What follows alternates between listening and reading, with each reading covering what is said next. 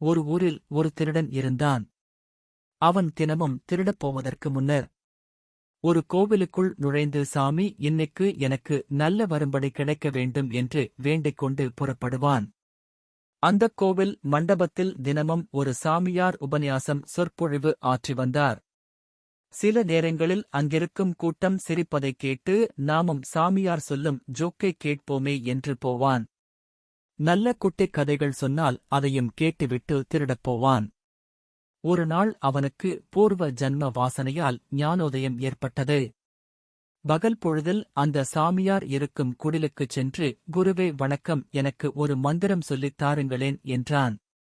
அவரும், மகனே நீ யார் என்று கேட்டார். அவன் கூசாமல் உண்மையைச் சொன்னான். நான் ஒரு பக்கா திருடன், 10 வயது முதல் திருட்டுத் தொழில்தான் செய்து வருகிறேன். சாமியார், அடக்கடவுளே, வேறு எதுவும் நல்ல தொழில் செய்யக்கூடாதா? திருடன், இப்போதைக்கு எனக்கு தெரிந்த தொழில் அது ஒன்றுதான். மனைவி மைந்தர்களைக் காப்பாற்ற 30 ஆண்டுகளாகச் செய்யும் தொழில் இது. சாமியார், சரி போ, நீ உண்மை பேசுவதால் உனது உள்ளத்தில் ஏதோ சில நல்ல அம்சங்களிருப்பதை உணர்கிறேன். இன்று வேதத்திலுள்ள எல்லோருக்கும் சொல்லித் தரும் முதலாவது மந்திரத்தை உனக்கும் போதிக்கிறேன். அதை பின்பற்றினால் அந்த மந்திரம் பலித்து சில அற்புதங்களைச் செய்யும். திருடன், சரிங்க சாமி, அப்படியே செய்வேன். சாமியார், முதல் மந்திரம் சத்தியம் வத, அதாவது உண்மையே பேசு. திருடன், சாமி, இது ரொம்ப எளிதான மந்திரம், பின்பற்றுவதும் எளிது. கைகள்தானே திருட்டுத் தொழில் செய்யும், வாய் உண்மையை பேசுவது ஒன்றும் கடினமில்லையே என்றான். சாமியார் புன்னகை பூத்தார். அவனும் விடை பெற்றுச் சென்றான். மனைவியிடம் போய் நடந்ததைச் சொன்னான். அவளுக்கு ஒரே சிரிப்பு. இது என்னங்க நெசவாளி குரங்கு வளர்த்த கதையாய் இருக்கு என்றாள். அது என்னடி கதை என்றான். ஒரு நெசவாளி குரங்கு வளர்க்க ஆசைப்பட்டு குரங்கை வாங்கினான். அது அவன் செய்த ஒவ்வொரு துணியையும் நூலாக இருக்கையிலேயே பீத்துப் போட்டது. அதுபோல நீர் உண்மை பேசினால் திருடும் முன்னரே அகப்பட்டுக் கொள்வீர் என்றாள். கண்மணி, கவலைப்படாது, குருவருள் கிட்டும் என்று சொல்லிவிட்டு புறப்பட்டான். இரவு நெருங்கியதும் கன்னக்கோல், நூலேணி, சுத்தியல், கடப்பாரை, அளவு பார்க்கும் நூல் எல்லாவரையும் எடுத்துக்கொண்டு போனான். இன்று மந்திர உபதேசம் இருப்பதால் பெரிய இடத்தில் கை வைத்து பெரிய சாதனை புரிய வேண்டுமென்றெண்ணி அரண்மனைக்கு திருடப் போனான். நள்ளிரவுக்குப் பின் கும்மிருட்டு அரண்மனை மதிலைச் சுற்றி வருகையில் அந்நாட்டு மன்னரும் கையில் விளக்குடன் மாறு வேடத்தில் வந்தார்.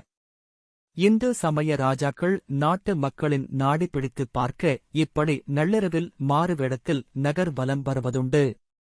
ராஜா, நில், யார் அங்கே? திருடன், ஐயா, நான் பக்கா திருடன், அசலூரிலிருந்து வந்திருக்கிறேன். ராஜா, அட, எனக்கும் பணம் வேண்டும், உன்னுடன் வரட்டுமா? பங்கில் பாதி கொடுத்தால் போதும். திருடன், மிக நல்லது, வா போவோம் என்றான். ராஜாவுக்கு அவரது அரண்மனை வழியெல்லாம் அத்துப்படை என்பதால் திருடனை நேரே கஜானாவுக்கு அழைத்துச் சென்றார். இருவரும் ஒரு பெரிய பெட்டியைத் திறந்தனர். அதில் 3 விலையுயர்ந்த பெரிய மாணிக்க கற்கள் இருந்தன. திருடன், இன்று நமக்கு அதிர்ஷ்ட நாள், உனக்கு 1, எனக்கு 1. 3வது இரத்தினக் கல்லை அதன் சொந்தக்காரனுக்கு இந்த பெட்டியிலேயே வைத்துவிடுவோம். ராஜா, அட, உனக்கு என்ன பைத்தியமா? நாமோ திருடர்கள், இதில் சொந்தக்காரனுக்கு ஒரு பங்கா? திருடன், நண்பா, நான் உனக்கு பாதி தருவதாக ஒப்புக்கொண்டேன். இப்பொழுது இந்த 3வது இரத்தினக் கல்லை நான் எடுத்தாலும் நீ எடுத்தாலும் 50 முதல் 50 வரை வராது, ஒருவருக்கு கூடுதலாகிவிடும். அது மட்டுமல்ல, இதை இவ்வளவு காலம் கஜானாவில் வைத்திருக்கும் மன்னன் ஒரு கல்லாவது திருடு போகாமல் இருந்ததே என்று சந்தோஷப்படுவானில்லையா? ராஜாவும் அவன் சொன்ன வாதத்தில் பசையிருப்பதை ஒப்புக்கொண்டு வீடு திரும்பலாம் என்றார். அந்த திருடன் விடைபெற்றுச் சென்றபோதும் அவனுக்குத் தெரியாமல் அவனைப் பின் தொடர்ந்து சென்று அவன் எங்கே வசிக்கிறான் என்பதை குறித்துக் கொண்டார். மறுநாள் அரசவை கூடியது. ராஜா, ஒரு முக்கிய அறிவிப்பு. நமது அரண்மனை கஜானாவில் திருடு நடந்திருப்பதாக நமது உளவாளிகள் எனக்கு தகவல் தந்துள்ளனர். நிதி அமைச்சர் மன்னர் மன்னவா, சிறிது நேரத்துக்கு முன் நாங்கள் மந்திர சபை கூட்டம் நடத்தினோம், அதில் கூட யாரும் இது பற்றிச் சொல்லவில்லை. இதோ உடனே சென்று பார்த்து அறிக்கை சமர்ப்பிப்பேன். அவர் கஜானாவுக்குச் சென்று பார்த்ததில் திருடன் ஒரு மாணிக்கக் கல்லை மட்டும் விட்டுச் சென்றிருப்பதைக் கண்டார். திடீரென அவருக்கு பேராசை வரவே அந்த மாணிக்கக் கல்லை இடுப்பு வேட்டியில் முடிந்து வைத்துக் கொண்டார். அரசவைக்கு ஓடோடி வந்தார். நிதியமைச்சர்: மன்னரே, நமது உளவாளிகள் மிகவும் திறமைசாலிகள், ராஜ விசுவாசிகள். அவர்கள் சொன்னது சரியே. கஜானாவில் உள்ள ஒரு பெட்டி உடைக்கப்பட்டு 3 மாணிக்கக் கற்கள் திருடப்பட்டிருக்கின்றன. ராஜா: அப்படியா? ஒரு கல்லை கூட அவர்கள் விட்டுச் செல்லவில்லையா? நிதியமைச்சர்: மன்னவா, திருடர்கள் என்ன முட்டாள்களா? ஒரு கல்லை நமக்கு விட்டுச் செல்ல இருப்பதையெல்லாம் சுருட்டுவதுதானே அவர்கள் தொழில். ராஜா: போகட்டும், எனக்கு இன்னும் ஒரு உளவுத் தகவலும் வந்துள்ளது. யார் அங்கே? காவலர்கள் எங்கே? காவலர்கள் ஓடி வந்து மன்னவன் முன் நிற்க, இதோ இந்த முகவரியிலுள்ள திருடனை உடனே பிடித்து வாருங்கள். ஆனால் அவனை ஒன்றும் செய்துவிடாதீர்கள். குதிரை மீது விரைந்து சென்ற காவலர் அந்த திருடனை பிடித்து வந்து அரசன் முன்னர் நிறுத்தினர். திருடன் நடுங்கிக் கொண்டே: ராஜா, வணக்கமுங்க. ராஜா: நேற்று இரவு என்ன நடந்தது சொல். திருடன்: நானும் இன்னொருவனும் உங்கள் அரண்மனை கஜானாவுக்குள் நுழைந்து பெட்டியை உடைத்தோம். அதில் 3 மாணிக்கக் கற்கள் இருந்தன. நான் ஒன்றை எடுத்துக்கொண்டு என்னுடன் வந்த மற்றொருவனுக்கு ஒன்றைக் கொடுத்தேன். 3வது இரத்தினக் கல்லை உங்களுக்கே இருக்கட்டும் என்று வைத்துவிட்டேன். இதோ நான் எடுத்த மாணிக்கம், அதை அரசர் முன் பயபக்தியுடன் சமர்ப்பிக்கிறான். ராஜா: உன்னுடன் வந்தவன் திருடனில்லை, நான்தான் மாறுவேடத்தில் வந்து உன்னுடன் கஜானாவில் நுழைந்தேன். இதோ நீ என் பங்காகக் கொடுத்த மாணிக்கக் கல். அரசனும் அதை முதல் கல்லுடன் வைக்கிறார். நிதி அமைச்சரே, 3வது கல்லை வையுங்கள். நிதியமைச்சர்: மன்னர் மன்னவா, என்ன அபவாதம் இது? 3 தலைமுறைகளாக எங்கள் குடும்பம் உங்களுக்கு சேவை செய்து வருகிறது. ஒரு நிமிடத்தில் எனக்கு திருட்டுப் பட்டம் கட்டிவிட்டீர்களே. அந்தக் கல்லையும் இந்த திருடன்தான் எடுத்திருப்பான். திருடர்களுக்கு கண்கட்டு வித்தை தெரியும்.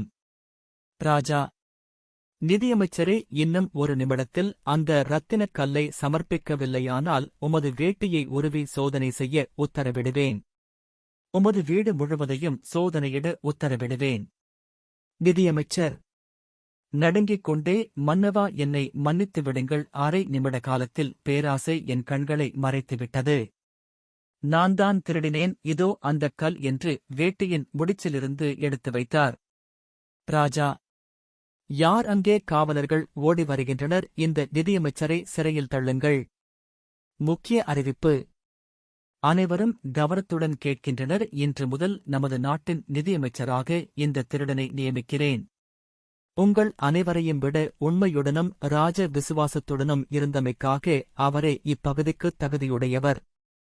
அனைவரும்: புதிய நிதி அமைச்சர் வாழ்க வாழ்க! மன்னர் மன்னவர் வாழ்க வாழ்க! புதிய நிதியமைச்சர் பதவி ஏற்ற பழைய திருடன் மறுநாளைக்கு சாமியாரை சந்தித்து உண்மை விளம்பியதால் ஏற்பட்ட நன்மைகளை குருநாதரிடம் ஒப்புவித்தார். சாமியார்: சத்தியம்பத உண்மையே பேசு என்பதுதான் வேதத்தின் முக்கிய கட்டளை. நீ அதை கடைபிடித்தால் வேறு எதுவும் தேவையில்லை. எனைத்தானும் நல்லவை கேட்க என்று வள்ளுவன் சொன்னான்.